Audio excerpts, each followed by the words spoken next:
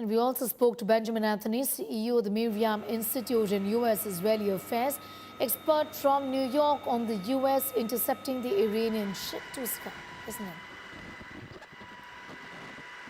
How are you looking at these developments in the Strait of Hormuz just ahead of the second round of peace talks? There were high hopes from these peace talks, but there's a major escalation as the US missile destroyer USS Tripoli has now attacked an Iranian-flagged vessel. Well, first of all, thank you for having me. I think when you look on at the developments, you have to wonder what's next. Of course, there are negotiations planned to take place in Pakistan on Tuesday. Those negotiations are going to be led on the American side by Vice-President JD Vance. He'll be joined by Special Envoys Steve Witkoff and Jared Kushner. And there remains a question as to whether or not the Iranians are going to show up at these negotiations. And the reason for that question is quite straightforward and quite simple. There is a suspicion within the Iranian leadership that the plan that the Americans have, if you look at the force buildup and the remaining forces in the area, is to keep the option open for a return to hostilities very swiftly, and in the words of Secretary of War Pete Hegseth, literally at the push of a button. It would seem that the Iranians have cause to be fearful and concerned about that, because despite all of the Iranian bluster, the military achievements that the United States, together with Israel, have managed to bring about during the course of 40 days of fighting are tremendous. They are storied military achievements.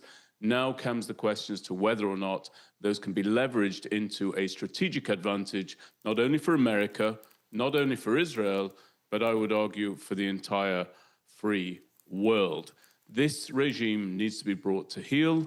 We'll see whether or not that can be done. One hand, United States seeks diplomacy, talks about diplomacy, but on the other hand, it doubles down its blockade, it attacks the Iranian vessels, and then it says that we're ready for talks. Iran has shown itself to be in violation of international law.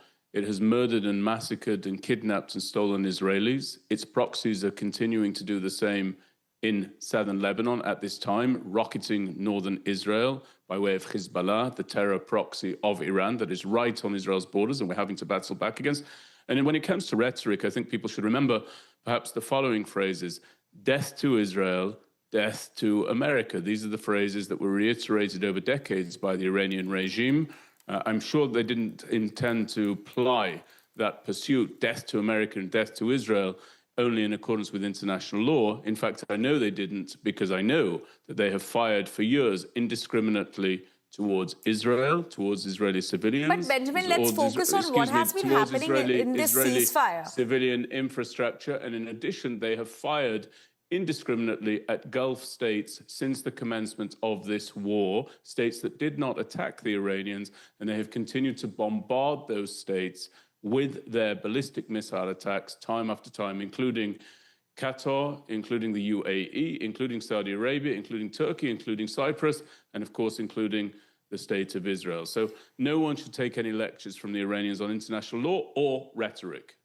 But Benjamin, it is significant and important to note that the ceasefire is still underway, the 2-week ceasefire is still underway. Don't you think this attack on the Iranian-flagged vessel is in violation of the ceasefire also, and at a time when you are saying that you're ready for peace talks and it can further worsen the situation?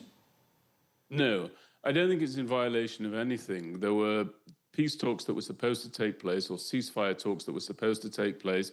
The Iranians, as I've said already, are intractable. They were unwilling to give any ground on their nuclear program, which is the very reason that the Iranians find themselves in the situation that they currently are in.